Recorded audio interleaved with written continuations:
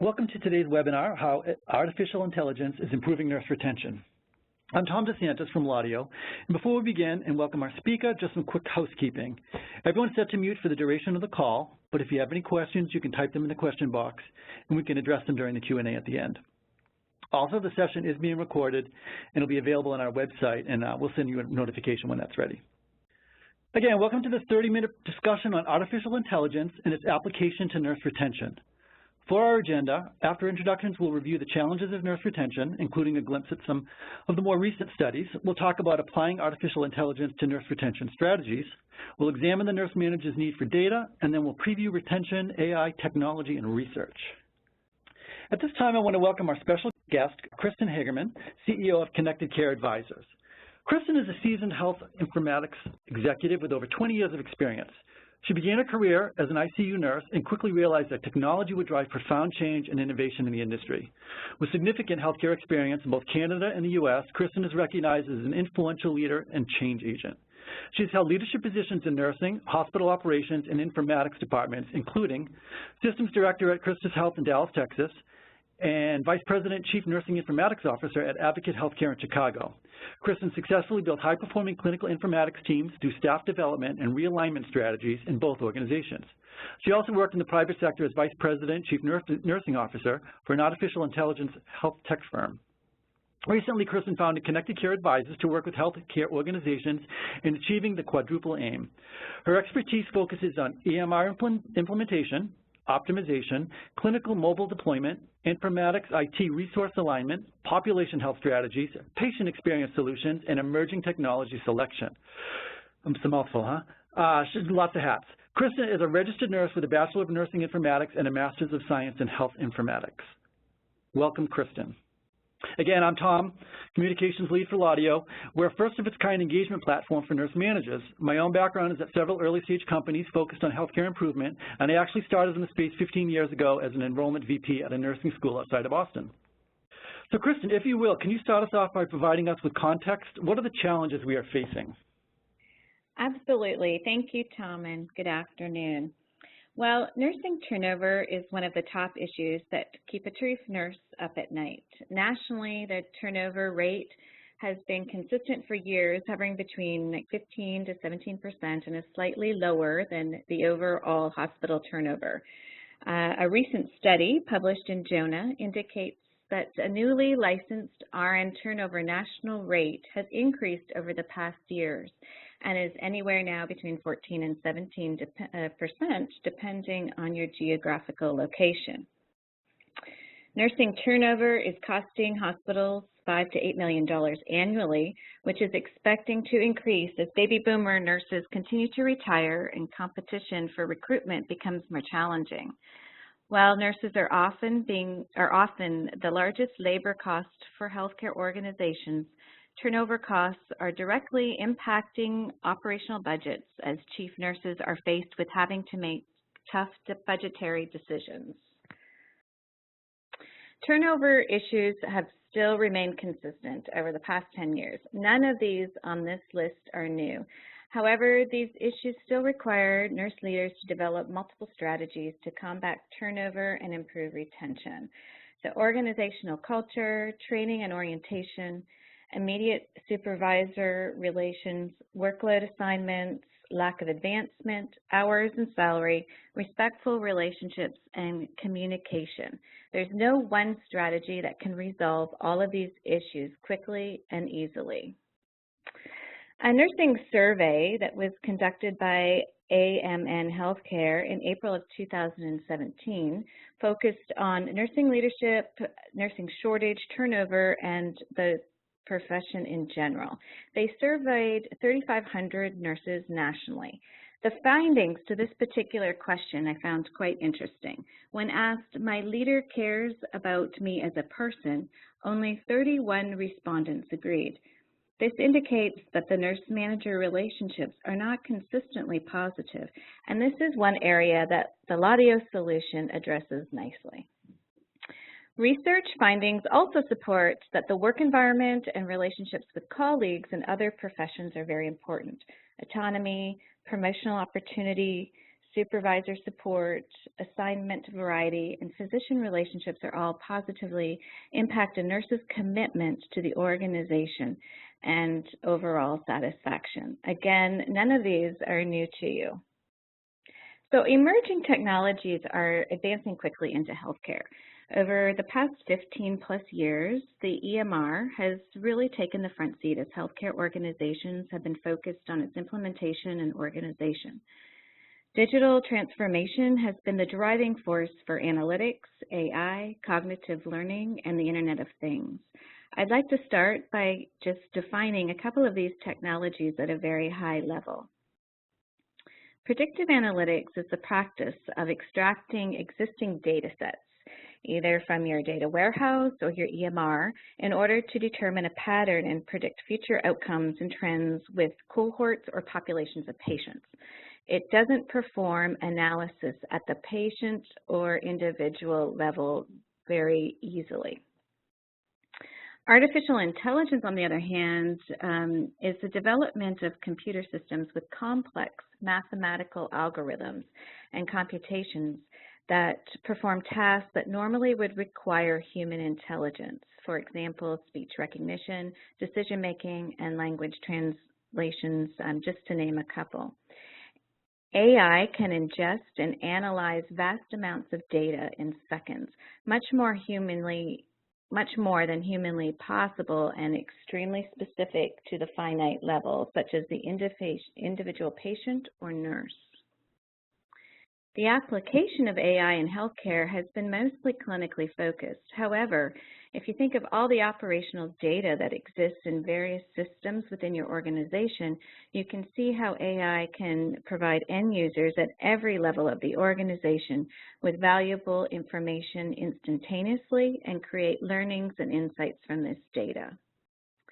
Cognitive machine learning is like AI on steroids. It takes AI and improves upon its past iterations. It's getting smarter and more aware, allowing it to enhance its capabilities and its knowledge. The more data that is fed into the machine, the smarter it becomes. So for example, in the clinical setting, AI can identify a list of patients who are at risk for a particular condition, let's say readmissions. It'll provide an individual actionable insights and recommendations specific to a patient's condition. So the machine will do an analysis across a unit, a nursing unit, or across the entire organization, provide that list of those at high risk for readmission, and then all the recommended insights to take action upon. Once the end user interacts with the actual solution and documents those actions, the data is fed back into the machine and it becomes smarter about the organization, about the nursing unit, and the individual and it starts to learn.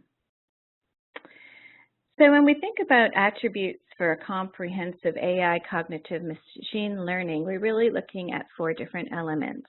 We want it individually focused, and that's truly whether it be patient focused in the clinical setting or associate employee focused in the organizational setting. It needs to be holistic approach.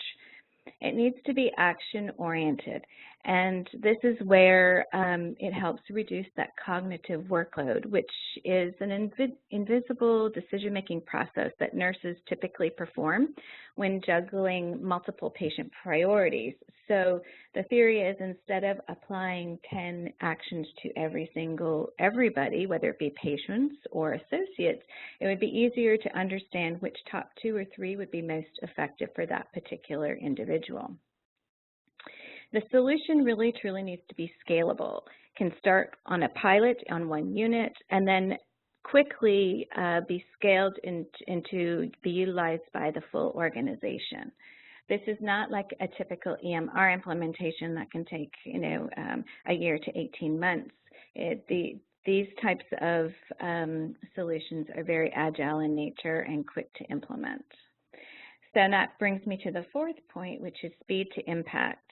Looking both first at implementation, as well as the demonstration for return on investments. Organizations really need to make sure that there are measurable results that can impact and align nicely with their strategic KRAs or their KPIs around turnover and retention. So when we think about the administrative side, we think about nurse managers and their lack of data in one particular area where that they can really utilize to focus on retention. So if we think about data for time and attendance, staffing and scheduling, competency and certification information, performance evaluations, recognition, incident reports, and staff development planning. All of that information is currently most likely located in multiple different systems. Very difficult to collate this data, very time consuming, and oftentimes the data entry hasn't been updated in a timely fashion. So many of times this data is utilized for performance and strategic initiatives, but unfortunately they often become lag indicators, which makes it often difficult to trend progress. Thank you, Kristen. Setting some context for us. That brings us nicely into Laudio and what we're actually trying to accomplish with our platform. So what we've done is we've taken the data that the nurse managers need, a lot of what you've just outlined, and we built analytics around that, and we presented them in what we call the CARES framework. Within this framework, we've collected 60 observations that machine learning can analyze about an individual nurse. And we think there are, we say there are two types of insights. Things that the nurse is doing well or could serve as affirmations, or insights that indicate that the nurse may likely be leaving, where an intervention or a simple conversation can turn things around. Again, more of that engagement. So we classify everything for the nurse manager. And here you can see how we've laid it out. Celebrations and recognition. These are things like birthdays, anniversaries, or maybe a nurse has no unscheduled absences for a certain amount of time and you want to let them know that you appreciate that. Accountability. Let's say a nurse clocked in late for a certain percentage of his or her shifts, perhaps to check in and maybe see if everything's okay. Risk of burnout. For example, in the last month, the nurse worked over 60 hours a week, 50% of the time. Again, a check-in to see if there might be an issue or if there's something you can help with. And employment development. This may be something like alerting a manager that a nurse recently completed 4+ hours of training, for example, and they may want to check in and see how it went or thank them for completing it. I mean, these are things that you would have at your fingertips that you wouldn't actually have to research about your team, and it makes it a lot easier to build that engagement. And then staff and unit issues. And these are things where, staff can report things, missing equipment, things malfunctioning. Things are going to help the team perform better if they're addressed. So these are insights that are generated instantly behind the scenes for the nurse manager. It saves them time and avoids all the workarounds our managers are coming up with because we know they're resourceful. Kristen, you've been in the space. You've been working with multiple hospitals. You know this is information that they need. What are some of the ways that nurse managers are doing this now? I mean, what's the model now for those folks that don't have this type of technology? Well, currently, a number of organizations are having to look in multiple different systems, whether it be their HR system, whether it's an education repository, their time and attendance, oftentimes looking at spreadsheets and having to kind of have multiple screens open and correlate it, then there's really no official kind of analysis of really having all this data layered in amongst each other and having a true picture, immediate picture of turnover and retention. Yeah, excellent. That's what we hear in the field, too, when we meet with folks. So, when they see what we can offer, they get excited. Actually, next, I thought it would be interesting to quickly scan a few of the results from our research that went into developing our algorithm. So next month, we're finishing up a white paper on the research, but in advance of that, I pulled a few of the data points. And at this time, I wanted to invite my colleague, Tom Hills. He's our Senior Vice President to help me. Tom's on the front line with our hospitals, rolling out Laudio. So this is basically the information that he talks about in his sleep. Am I right, Tom? That's right, Tom.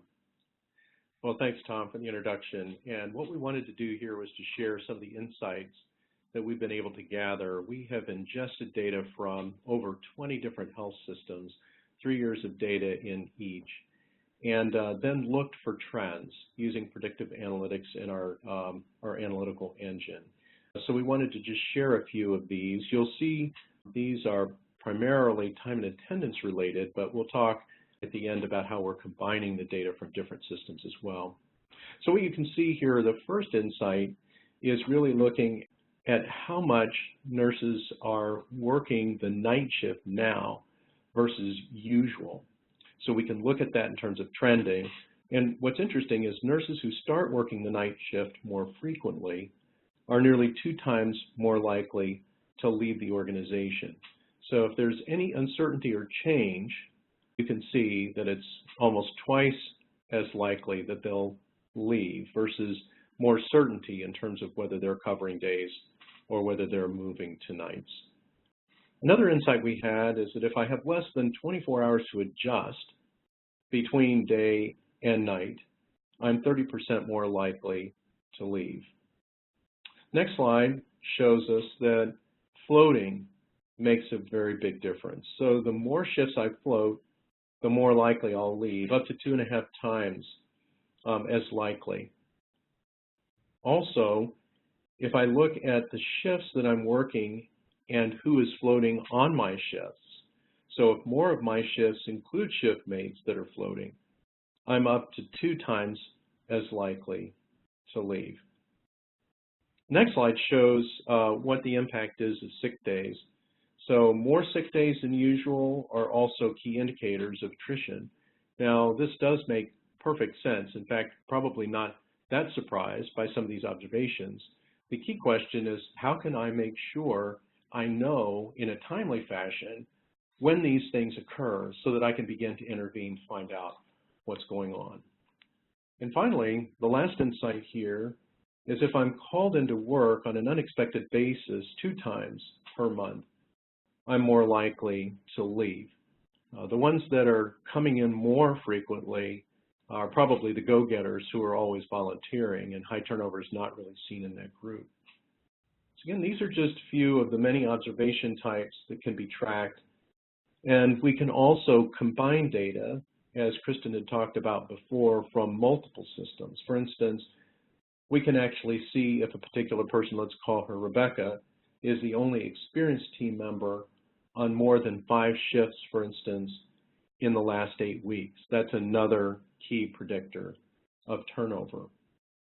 The important thing here is that the platform and the analytics that support it are used to alert the nurse managers so that they can appropriately intervene at the right time, have a conversation, understand what's changed, and then determine what they'll do, and to use the platform to take action, whether that might be to affirm, as Tom had talked about before, or celebrate key particular situations like an anniversary or birthday, or affirm actions that are associated with high quality care or going above and beyond.